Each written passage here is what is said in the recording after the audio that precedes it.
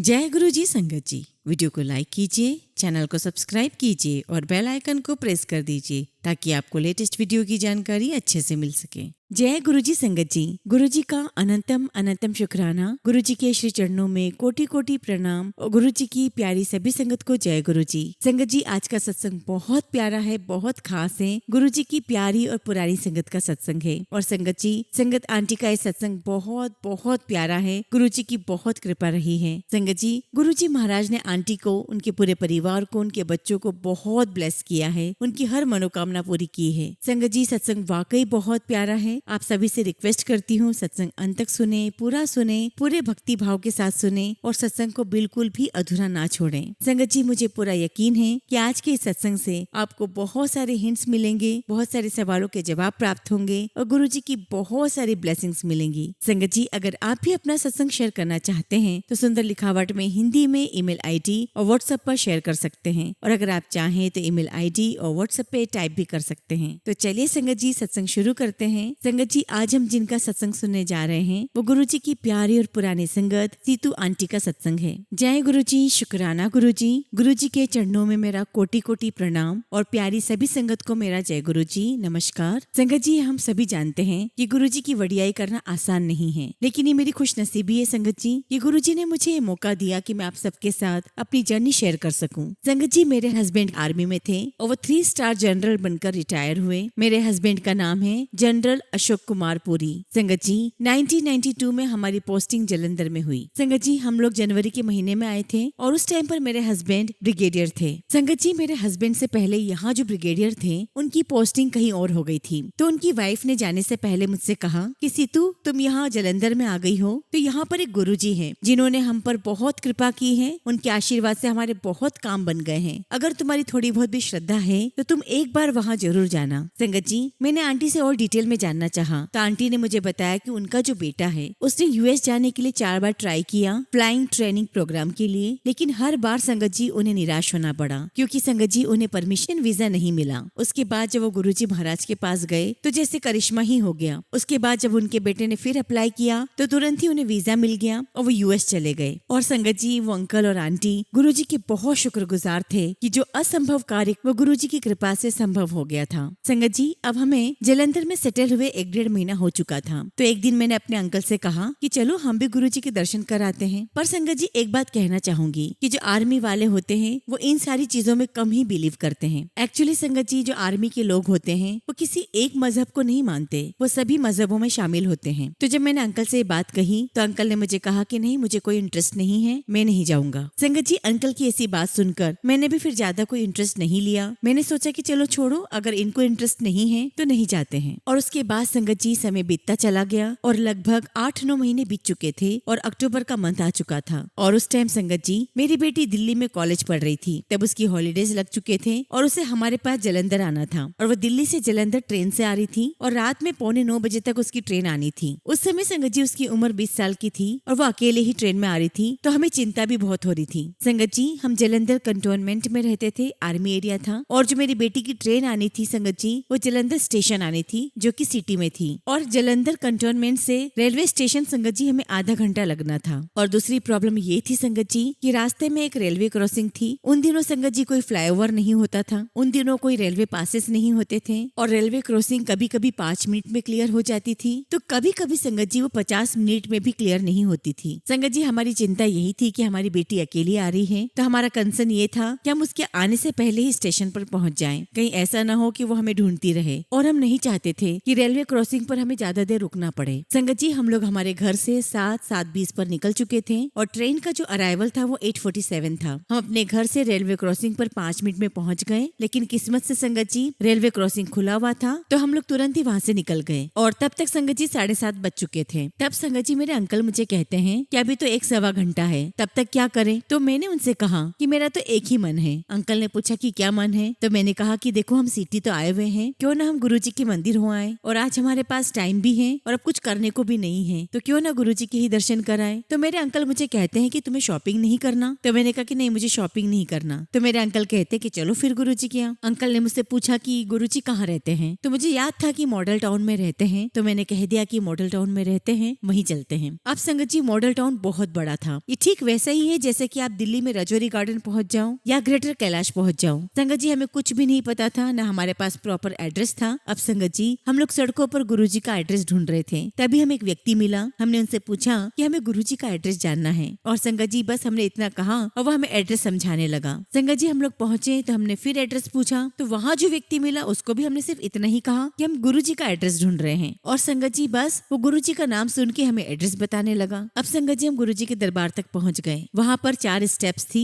हम चढ़े और एक दरवाजा था वो खुला हुआ था, और उसके सामने कॉरिडोर था, और कॉरिडोर के दोनों तरफ कमरे थे। संगत जी हम लोग दरवाजे पर खड़े थे तो वहाँ हमने देखा कि 2-4 जूते चप्पल पड़े हुए हैं, तो हमें समझ में आ गया कि हमें अपने फुटवियर्स वहीं उतारने हैं। संगत जी हमने वही चप्पलें उतारी, मैंने अपने सर पे दुपट्टा लिया, और जैसे हम आगे बढ़े तो मैं देखती हूँ कि कमरे में एक बेडरूम में गुरुजी नीचे बैठे हुए हैं। और संगत जी गुरुजी को देखते ही मैं थोड़ा सा झुकी, उनको प्रणाम किया। संगत जी आज भी जब मैं वो दिन याद करती हूँ तो मेरे रोंगटे खड़े हो जाते, मैं कांप जाती हूँ। मैंने जैसे ही सिर झुकाया गुरुजी ने मुझे तुरंत बोला, सीतू अंदर आ जाओ। संगत जी इतना सुनते ही मैं और मेरे हस्बैंड हैरान। मैं तो एक पल के लिए वहीं थम सी गई, और मैं यही सोच रही थी कि गुरुजी को कैसे पता कि मैं सीतू हूँ। ना तो हमने किसी से कोई बात की, ना हमने कोई प्रोग्राम बनाया, ना किसी के साथ कुछ डिस्कशन किया, और जो प्रोग्राम बना वो भी ऑल ऑफ सडन बना। मैं सोचू संगत जी ये तो फाटक खुला था तो हम यहाँ आ गए, अगर फाटक बंद होता तो शायद हम यहाँ नहीं आते। खैर संगत जी हम आगे बढ़े, हमने गुरुजी को प्रणाम किया। गुरुजी जमीन पर कारपेट पर बैठे हुए थे, हम भी वहीं बैठ गए और हमने गुरुजी से बातें की। हमने अपने बारे में गुरुजी को बताया कि हम ये हैं वो हैं, हम पहले यहाँ रहते थे अभी यहाँ आ गए हैं। फिर मैंने गुरुजी से पूछा कि गुरुजी आपको मेरा नाम कैसे पता है? तो गुरुजी मुझे कहते, ले मैं तेरे को जानता नहीं।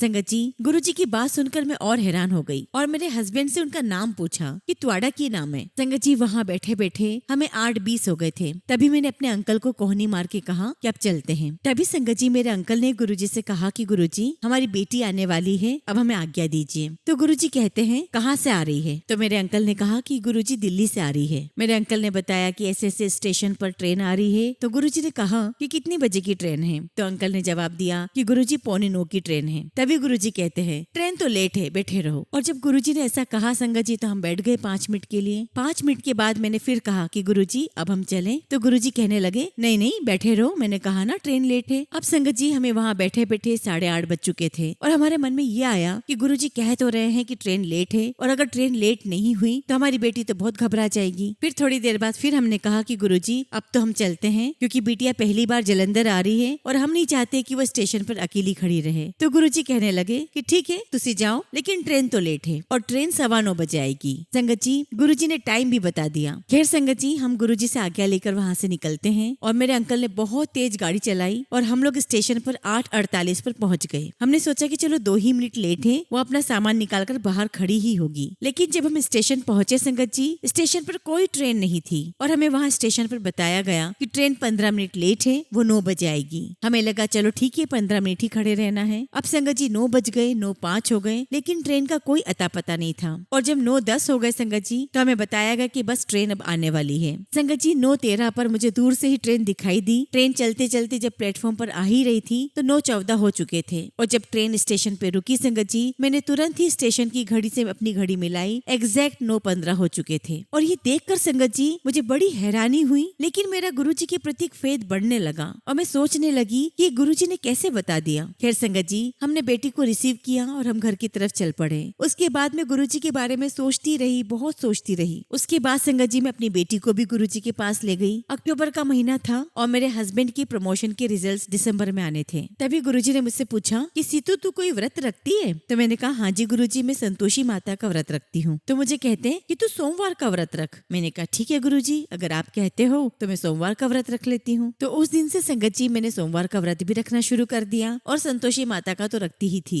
संगत जी हम लोग जहाँ पर रहते हैं वहाँ पर हमारे लेडीज क्लब भी होते हैं, तो हम सभी ऑफिसर्स की वाइफ आपस में मिलती हैं, बातचीत करती हैं। तो वहाँ पर एक कैप्टन की वाइफ थी और बातों ही बातों में उसने मुझे बताया कि 7 साल हो चुके हैं उनकी शादी को और उन्हें कोई भी भी बच्चा नहीं है। तो मैंने उनसे कहा कि अगर मैं आपको एक गुरुजी के पास ले जाऊं तो आप चलोगे? तो वो मुझे कहने लगी कि हाँ जी, मैं कुछ भी करने के लिए तैयार हूँ। संगत जी, मैं उसे गुरुजी के पास ले गई और 1-2 महीने के बाद ही संगत जी मुझे खबर मिली कि उसने कंसीव कर लिया है। और इस बीच में संगत जी उनका ट्रांसफर हो गया, हम आपस में मिल नहीं पाए। और 10 साल बाद हम दोबारा मिले तो संगत जी वो मेरे पैरों में गिर गई, मेरे पैर पड़ने लगी और कहने लगी कि मुझे आपकी वजह से बेटा मिला है। और इसी तरह संगत जी एक लेडी और थी, उसे भी यही प्रॉब्लम थी और मैं उसे भी गुरुजी के पास ले गई और गुरुजी महाराज के आशीर्वाद से उसका भी परिवार पूरा हो गया। अब इसी बीच संगत जी मेरे भाई और भाभी को किसी ने बता दिया कि जलंधर में कोई गुरुजी हैं। हालांकि मैंने उन्हें कभी कुछ नहीं बताया। संगत जी मेरी भाभी को मल्टीपल सिरोसिस था। संगत जी वो मेरे पास आई और कहने लगी कि मुझे गुरुजी से मिलना है। हम गुरुजी के पास गए और संगत जी वो दिन का दिन है और आज का दिन है, मेरी भाभी को वो बीमारी है ही नहीं, वो बिल्कुल ठीक है। संगत जी गुरुजी का आशीर्वाद हमें भी मिला, मेरे हस्बैंड की प्रमोशन हुई और वो मेजर जनरल बनकर दिल्ली आ गए। और संगत जी गुरुजी की ही कृपा होगी कि 60 लोगों में से सिर्फ 5 लोगों को ही मेजर जनरल का रैंक मिला। संगत जी हम लोग दिल्ली आ गए और ऐसे समय निकलता गया। इस बीच में काफी सारी हमारी पोस्टिंग भी हुई और 1997 में मेरे अंकल लेफ्टिनेंट जनरल बन चुके थे। और संगत जी 1999 में हमारी दोबारा पोस्टिंग दिल्ली हो गई और तब मेरे अंकल डायरेक्टर जनरल यानी कि डीजी बनकर आए। और ये किस्सा संगत जी मैं इसलिए बता रही हूँ क्योंकि मेरे अंकल का जन्मदिन था 9 सितंबर को। और संगत जी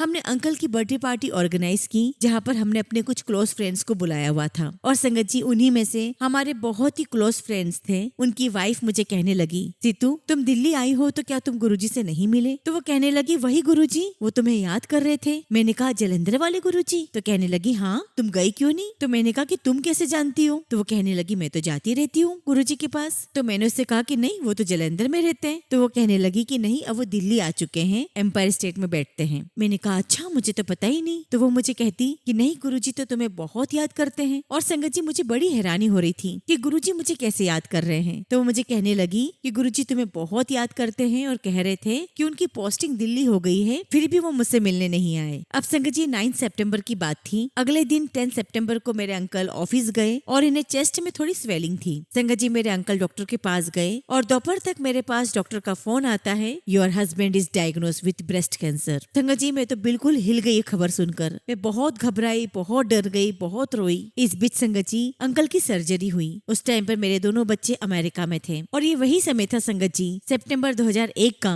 जब अमेरिका की ट्विन टावर्स पर टेररिस्ट एरोप्लेन अटैक हुआ था। और इस वजह से संगत जी मेरे दोनों बच्चे इंडिया नहीं आ पाए थे। संगत जी दोनों बच्चे नहीं आ पाए, तब तक मेरे अंकल की सर्जरी हो चुकी थी और फ्लाइट्स उनकी कैंसिल हो चुकी थी। और बाद में संगत जी मेरा बेटा आया जब सारी फ्लाइट्स रिज्यूम हुई और मेरे दिल में यही था कि गुरुजी याद कर रहे हैं, गुरुजी से जरूर मिलना है। चूंकि संगत जी मेरे अंकल की सर्जरी हुई थी तो उन्हें स्ट्रिक्टली मना किया गया था कि क्राउडेड प्लेस पे नहीं जाना है, संगत में नहीं जाना है। तो मैं अपने बेटे को लेकर गुरुजी के पास गई और संगत जी मेरा बेटा भी ठीक अपने पापा की तरह, उसे भी इन चीजों में कोई इंटरेस्ट नहीं था। वो मुझे कहने भी लगा कि मम्मा किन किन बातों में इंटरेस्ट रखते हो आप, क्यों जाना है आपको वहाँ पर? तो मैंने उससे कहा कि बेटा मेरा फेथ है, मेरे लिए चलो। और संगत जी मैं अपने बेटे को लेकर गुरुजी के एम्पायर स्टेट पहुंच गई और जैसे ही दरबार में गई मुझे सामने ही गुरुजी अपनी गद्दी पे विराजमान दिखाई दिए। और जब गुरुजी ने मुझे देखा दूर से मुझे कहने लगे, सीतू तू अब आई है ना, तुझे जरूर तकलीफ हुई है। और बस संगत जी मैंने सुना तो मैं बड़ी हैरान हो गई कि कैसे गुरुजी को सब पता होता है। मैं गुरुजी के पास गई, उनको प्रणाम किया,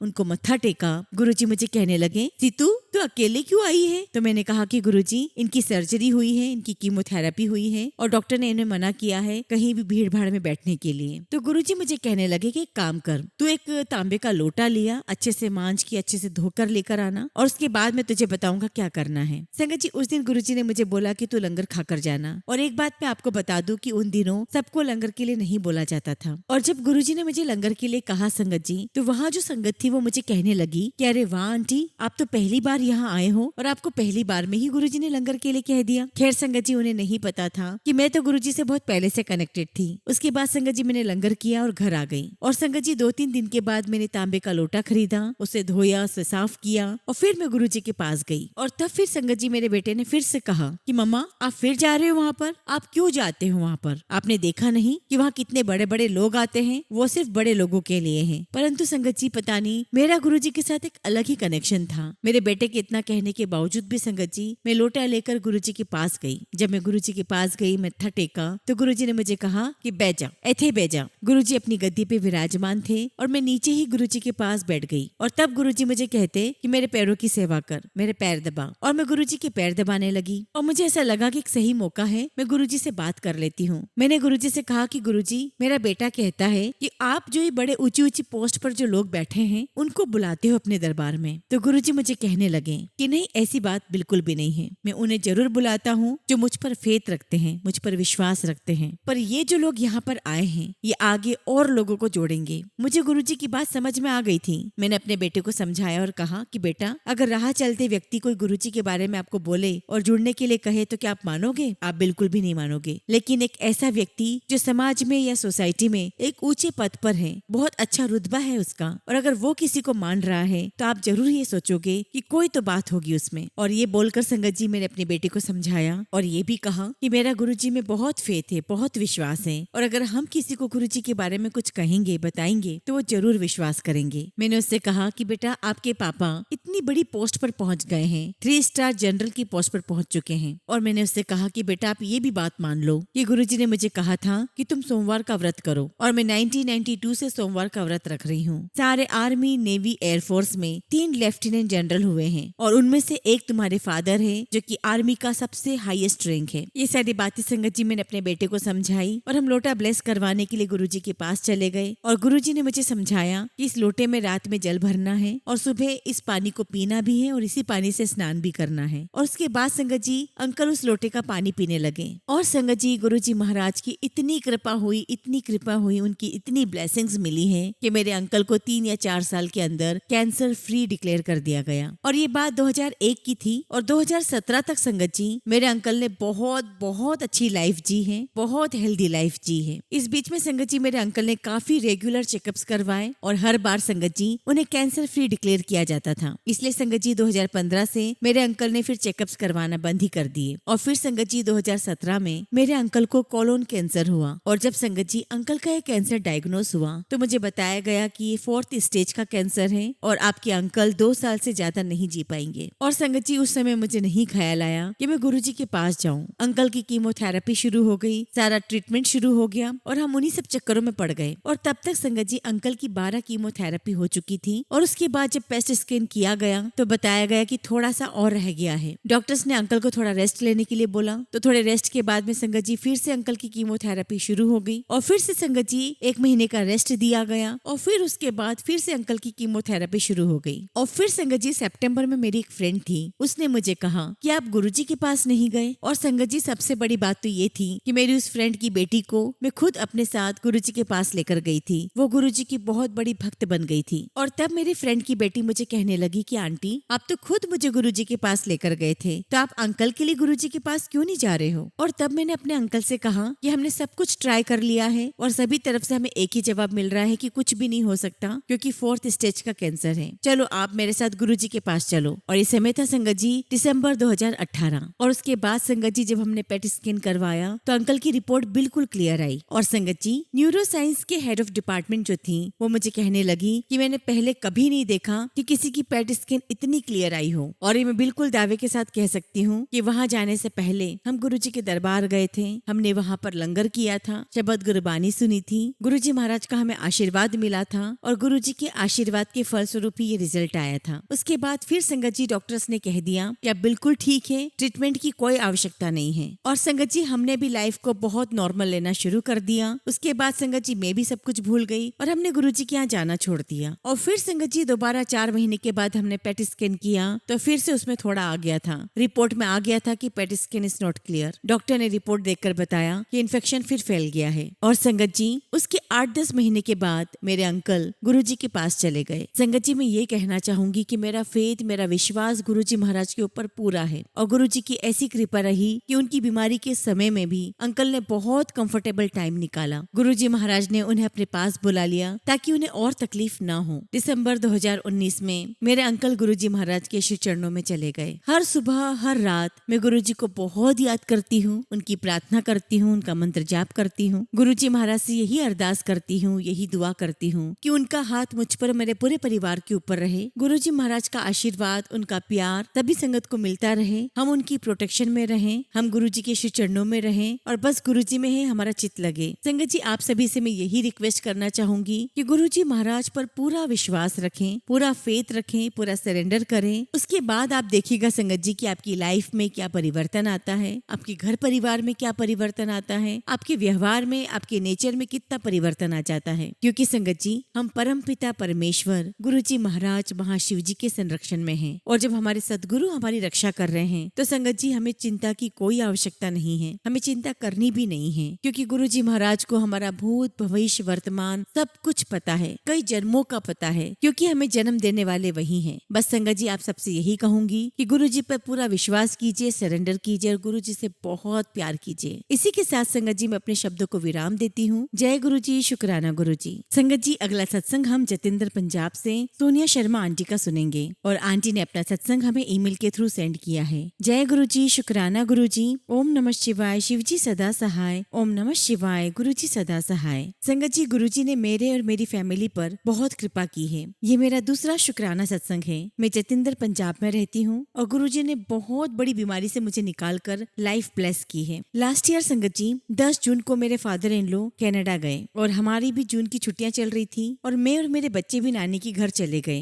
और संगत जी वहाँ 3-4 दिन हम लोग ठीक रहे और 18 जून 2024 को संगत जी मेरे पेट में दर्द होना शुरू हो गया और दर्द भी असहनीय था और मेरी मदर मुझे लोकल डॉक्टर के पास ले गई। उन्होंने मेडिसिन दी मगर इस मेडिसिन से कुछ भी फर्क नहीं पड़ा और दोपहर को संगत जी मेरे मम्मी और डैडी मुझे सिटी में डॉक्टर के पास लेकर गए। डॉक्टर ने पेट को टच करके बताया कि कुछ तो प्रॉब्लम लग रही है। संगत जी मेरे ब्लड टेस्ट हुए और मुझे स्कैन करवाने के लिए कहा गया। संगत जी मेरा सिटी स्कैन हो गया और हमें बताया गया कि सिटी स्कैन की रिपोर्ट रात के 11 बजे आएगी तो हम आपको व्हाट्सएप कर देंगे। संगत जी जब रिपोर्ट आई और हमने डॉक्टर को दिखाया तो उन्होंने रिपोर्ट देकर कहा कि पेट की आंतें आपस में उलझी हुई है और इसका ऑपरेशन होगा। तब संगत जी हम सब बहुत डर गए और उस दिन संगत जी मैंने अपनी ननद को मेरी रिपोर्ट सेंड की और कहा कि मेरी ये report SGL hospital Jalandhar doctor को चेक करवाओ। संगत जी वहाँ के डॉक्टर ने जब मेरी रिपोर्ट चेक की तो कहा पेशेंट को यहाँ लेकर आओ। अगले दिन संगत जी मेरे पेरेंट्स, मेरे बच्चे और मैं जालंधर SGL हॉस्पिटल पहुँच गए। पेट के डॉक्टर को स्कैन चेक करवाई और उन्होंने कहा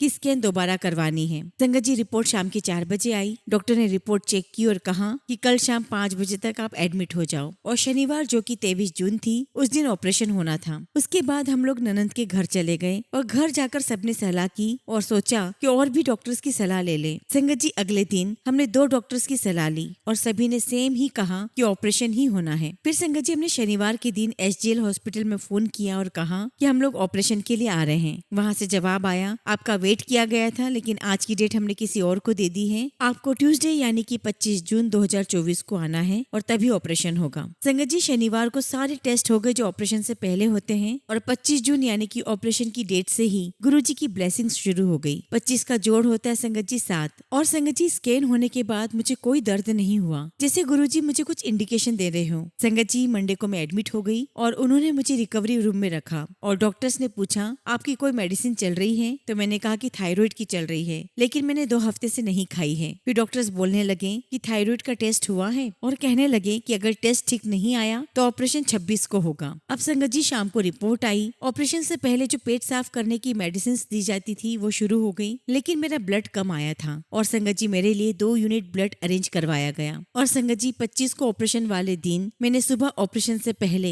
सुखमनी साहिब जी का पाठ किया और उसके बाद मुझे ब्लड चढ़ाया गया और उसके बाद संगत जी मुझे ऑपरेशन के लिए लेकर गए। वहाँ भी गुरुजी की ब्लेसिंग्स मेरे साथ थी क्योंकि संगत जी ऑपरेशन थिएटर का नंबर 2005 था जिसका भी जोड़ 7 होता है। उसके बाद संगत जी मुझे बेहोशी का इंजेक्शन दिया गया और 4 घंटे तक ऑपरेशन चला। ऑपरेशन करने के बाद डॉक्टर्स ने मेरे पेट की आंतों के नीचे से मांस का एक टुकड़ा निकाला और बाहर आकर डॉक्टर्स ने कहा कि जो हमने निकाला है वह कैंसर का ही एक टाइप लग रहा है। संगत जी ये सुनकर हम सभी घर वाले बहुत डर गए, रोने लगे कि पता नहीं अब क्या होगा। अब संगत जी उस मांस के टुकड़े को बायोप्सी के लिए लैब में भेजा गया जो कि 15 दिन के बाद उसकी रिपोर्ट मिलनी थी और ऑपरेशन के बाद मुझे रिकवरी रूम में शिफ्ट कर दिया गया और 8 दिन तक संगत जी मुझे वहीं रखा गया और उसके बाद 1 जुलाई 2024 को मुझे डिस्चार्ज मिला। संगत जी 10 जुलाई तक हम लोग ननंद के घर पर ही रहे और 10 जुलाई के दिन संगत जी मेरे आधे स्टिच खुले और संगत जी आधे स्टिचेस 10 दिन बाद खुलने थे। तो 10 जुलाई को हम अपनी मम्मी के घर गुरदासपुर चले गए और 15 दिन बाद संगत जी रिपोर्ट आ गई जिसमें ये आशंका थी कि 1 फर्स्ट स्टेज कैंसर है।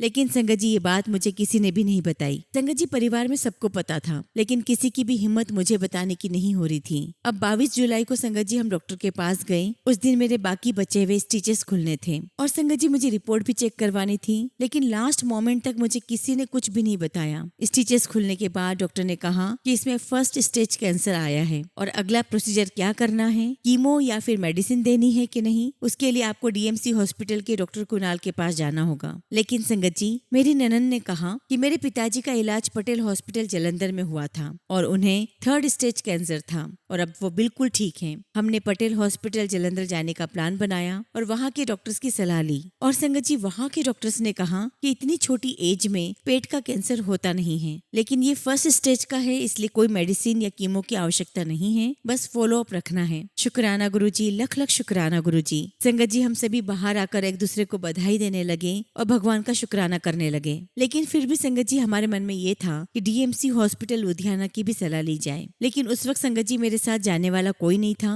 और फिर संगत जी अगस्त में मेरा छोटा भाई कनाडा से आया और वो हमें डीएमसी हॉस्पिटल लेकर गया। डॉक्टर ने रिपोर्ट चेक करके कहा कि फर्स्ट स्टेज कैंसर है, लेकिन आप बहुत लकी हो कि इतनी जल्दी पता लग गया, क्योंकि इतनी जल्दी ये सब पता नहीं चलता है। संगत जी ये सिर्फ गुरुजी की ही कृपा थी कि उन्होंने मुझे नई लाइफ ब्लेस की है। डॉक्टर कुणाल ने कहा कि मेडिसिन और कीमो की कोई आवश्यकता नहीं है, बस फॉलो अप रखो। मैं गुरुजी महाराज की बहुत शुक्रगुजार हूँ कि उन्होंने मुझ पर इतनी कृपा की है। गुरुजी आपका लख लख शुक्राना, लख लख शुक्राना। आपका आशीर्वाद मुझ पर ऐसा ही बना रहे। और इसी के साथ संगत जी मैं अपने शब्दों को विराम देती हूँ और बहुत जल्दी आप सबके साथ अपना अगला शुक्राना सत्संग शेयर करूंगी। जय गुरुजी, शुक्राना गुरुजी। संगत जी अगला सत्संग हम दीपा आंटी का सुनेंगे और आंटी ने अपना सत्संग हमें व्हाट्सएप के थ्रू सेंड किया है। जय गुरुजी। संगत जी आज मुझे गुरुजी की कृपा से ये सत्संग करने का सौभाग्य प्राप्त हुआ है और इसके लिए मैं गुरुजी के चरणों में कोटि कोटि प्रणाम करती हूँ और धन्यवाद करती हूँ अमित अंकल का और टीना आंटी का, जिन्होंने मुझे ये अवसर दिया। सत्संग सच का संग, सच अर्थात सतगुरु और सतगुरु अर्थात ईश्वर, जिनकी संगत में रहकर या जिनके सानिध्य में रहकर इस जीवन रूपी युद्ध में हम हर दिन एक योग्य योद्धा की भांति लड़ते हैं और इस युद्ध में वह परमपिता परमेश्वर हमारा मार्गदर्शन करता है ताकि हम अपने स्वार्थ, छल, कपट, निंदा ये ऐसे अनेक कुकर्मों का संहार कर पाएं। ये सरल तो नहीं है, परंतु उस ईश्वर के सानिध्य में संभव अवश्य है। आज के इस सत्संग में मैं दीप दिल्ली से न केवल आपसे अपने अनुभव साझा करूंगी, अपितु कुछ ऐसे विचार भी साझा कर रही हूँ जिन्हें मैंने महसूस भी किया है। सत्संग एक प्रकार की सेवा है और जब जब मुझे ये सेवा प्राप्त हुई है, सच कहती हूँ, मुझे मन में यही भाव आता है कि सेवा के केवल 2 ही छोर हैं, एक ईश्वर और दूसरा भक्त अर्थात मैं। इससे अधिक कुछ नहीं। भीड़ में भी मैं केवल उन्हें और स्वयं को ही खड़ा पाती हूँ। जब भी गुरु जी के साक्षात रूप की कल्पना करती हूँ, उनके मुख पर वही मंद मंद मुस्कान दिखती हूँ और मन में मीरा की भांति उनके प्रति प्रेम भक्ति के भाव। अब बताइए कितना कठिन है एक भक्त के उसके ईश्वर के प्रति प्रेम भक्ति के भावों को शब्दों में पिरोना। ऐसे कौन से शब्द, व्यंजन या फिर व्याकरण का भंडार लाऊं जो मेरे ईश्वर का बखान कर सके, और फिर कहाँ से वो संतोष लाऊं कि वो मुझे सुन तो रहे होंगे ना, देख तो रहे होंगे ना। मेरी दिन रात की प्रत्येक क्रिया उनके द्वारा निर्देशित होती है। मन में यही भाव रहता है कि मैं जो भी कर रही हूँ गुरुजी देख रहे हैं, सुन रहे हैं। मैं कुछ अनुचित तो नहीं कर रही जिससे मेरे गुरुजी मुझसे रुष्ट हो जाएंगे। यदि मन में यही भाव हम रखें तो एक न एक दिन ईश्वर हमें हृदय से अवश्य लगा लेंगे, एक दिन तो अपने चरणों में स्थान अवश्य देंगे। बस संगत जी यही स्वार्थ है मेरा। अभी तक उनकी लीला नहीं समझ पाई हूँ। मैं तो उनकी भांति पवित्र नहीं हूँ, ना मेरे कर्म इतने अच्छे हैं और मैंने तो बहुत पाप भी किए हैं। फिर भी उन्होंने मुझे अपने सानिध्य में कैसे ले लिया, कैसे मेरे कुकर्मों को क्षमा कर दिया। ये उनकी दया ही तो है। बड़ी समय से इच्छा थी कि उनकी सेवा कर पाऊँ, और वो भी रसोई की।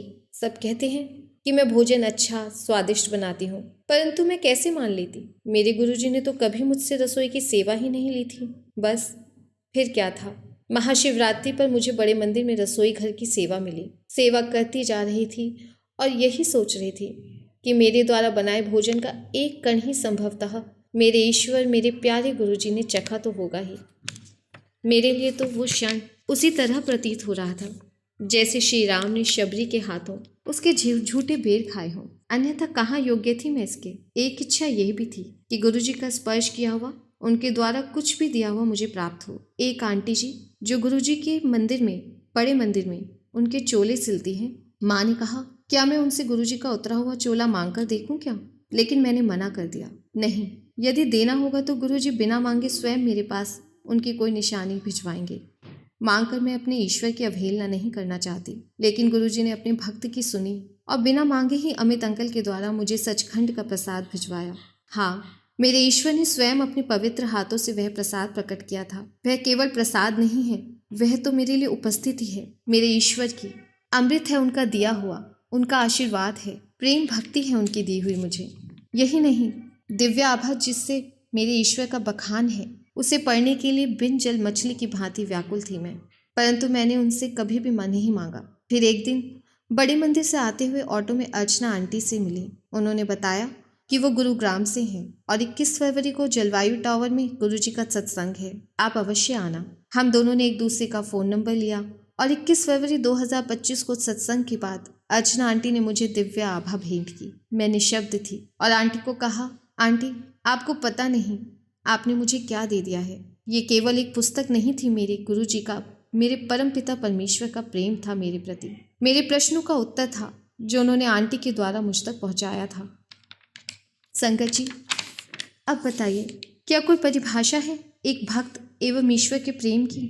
ईश्वर कोई जादू की छड़ी नहीं है जिनसे आप जब चाहें अपनी इच्छाएं मनवा लो, उनकी पूर्ति कर लो। ईश्वर एक भाव है, प्रेम है, जीवन का ही नहीं एवं मृत्यु के पश्चात का भी सार है। इसलिए ईश्वर से केवल और केवल प्रेम करके देखिए, आपको संघर्ष में भी आनंदमय सुख का अनुभव होगा। ईश्वर तरुवर की ठंडी छाया है जो कड़ी धूप में भी आपके मन को शीतलता प्रदान करती है। ईश्वर से कुछ मांगने से अच्छा है उनसे स्वयं के उनके चरणों में समर्पण की इच्छा रखिए। ईश्वर को परखिए मत, उनकी परीक्षा मत लीजिए। वे तो सामर्थ्य रखते हैं कुछ भी देने में, परंतु आप बताइए, क्या आप सामर्थ्य रखते हैं स्वयं का उनके चरणों में संपूर्ण रूप से समर्पण करने का? क्या आप योग्य हैं उनके द्वारा निर्देशित मार्ग पर चलने के लिए? सांसारिक वस्तुएं तो हम उनसे मांग लेते हैं, वो दे भी देते हैं, परंतु क्या हम में सामर्थ्य है उनका वास्तविक आशीर्वाद ग्रहण करने का?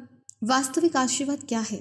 वास्तविक आशीर्वाद है केवल एवं केवल उनकी प्रेम भक्ति, उनसे मिलने की, उन्हें देखने की लालसा। यही पर्याप्त नहीं है, अपितु मरोपरांत भी उनकी सेवा का सौभाग्य प्राप्त होना आशीर्वाद है। कण कण में, प्रत्येक जीव जंतु में, प्रत्येक मनुष्य में उस ईश्वर की अनुभूति होना ही उनका आशीर्वाद है। जानती हूँ ये बहुत कठिन है, परंतु असंभव भी नहीं है। यही तो समर्पण है। गुरुजी के वचनों को केवल पुस्तकों तक, शब्दों तक सीमित मत रखिए, अपितु अपने व्यवहार में लाइए। अपने मानवीय अवतार में वह बहुत कुछ सिखा कर गए हैं, हमें जीवन का मूल आधार बता गए, लेकिन उनसे कुछ भी मांगने से पूर्व स्वयं का आकलन आवश्यक है कि हम इस योग्य हैं कि उनसे कुछ भी मांग सकें। लेकिन फिर भी वो इतने दयावान हैं कि अपने हाथ खोलकर हम सब पर अपनी कृपा करते हैं, और हम मूर्ख केवल इसी तुलना में, इसी उलझन में लगे रहते हैं कि मुझ पर कब ऐसी कृपा होगी, मुझे ये कब मिलेगा, उसके जैसा कब मिलेगा। कितना कुछ गवा रहे हैं हम अपने स्वार्थ में। जब गुरुजी मानवीय अवतार में थे तो बहुत सी संगत उनको परखने में ही समय गंवा बैठी और उनके समाधि लीन होने पर पश्चाताप करती रही कि ईश्वर हमारे समक्ष थे और हम समझ नहीं पाए, उनका मूल्य नहीं समझ पाए, जीवन का अमूल्य सार खो बैठे। और नई संगत को ज्ञात है कि ईश्वर से उनका साक्षात्कार हो रहा है हर दिन, फिर भी वे सांसारिक सुखों के पीछे भाग रहे हैं। गुरुजी एक जादुई छड़ी है उनके लिए। सत्य कड़वा है, परंतु सच तो यही है कि यदि ईश्वर हमारी एक भी कामना की पूर्ति ना करे तो हम उनके अस्तित्व को भी नकार दें। हम इतने स्वार्थी हैं, जबकि केवल वह परमपिता परमेश्वर ही जानता है कि हमारे लिए क्या अच्छा है और क्या बुरा। संगत जी, मैंने जो भी कहा स्वयं के अनुभवों के आधार पर कहा। गुरुजी ने जो भी बुलवाया मैंने कहा। मैं तो स्वयं अपनी यात्रा कर रही हूँ जिसमें बहुत कुछ सीखना बाकी है। यदि कुछ भी अनुचित लगा हो तो उसके लिए क्षमा। केवल एक बात कहना चाहती हूँ कि ईश्वर किसी भी रूप में आपको मिले, उन्हें केवल प्रेम कीजिए, अपने सांसारिक सुखों का आधार मत बनाइए। वे केवल भाव की, भक्ति के भूखे हैं, प्रेम के भूखे हैं। कुछ भी करने से पूर्व अपने ईश्वर की छवि का स्मरण कीजिए। आपसे कभी कुछ अनुचित हो ही नहीं सकता। वे सदैव खड़े हैं आपका मार्गदर्शन करने हेतु। जय गुरु जी, शुक्राना गुरु जी।